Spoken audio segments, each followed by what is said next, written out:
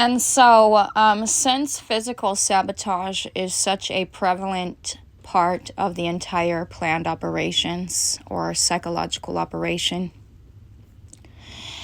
it comes around to mock the victim's suffering because physical sabotage is applied on the target. And so when it is tortured, when the target is physically sabotaged and beaten, it comes around to mock that trauma, and it wears black and blue, like to simulate the feeling of being beaten or simulate the feeling of having black and blue bruises. So in any case, I was injured, and it's not a secret. I've been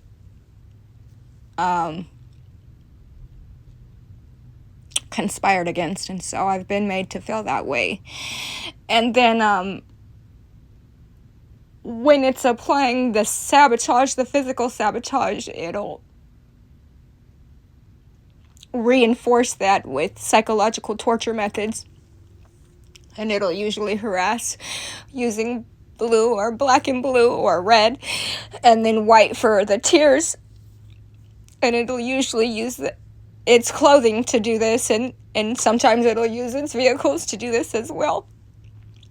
So anyways, it's constantly doing this, and so that's why the victim feels all of this pain.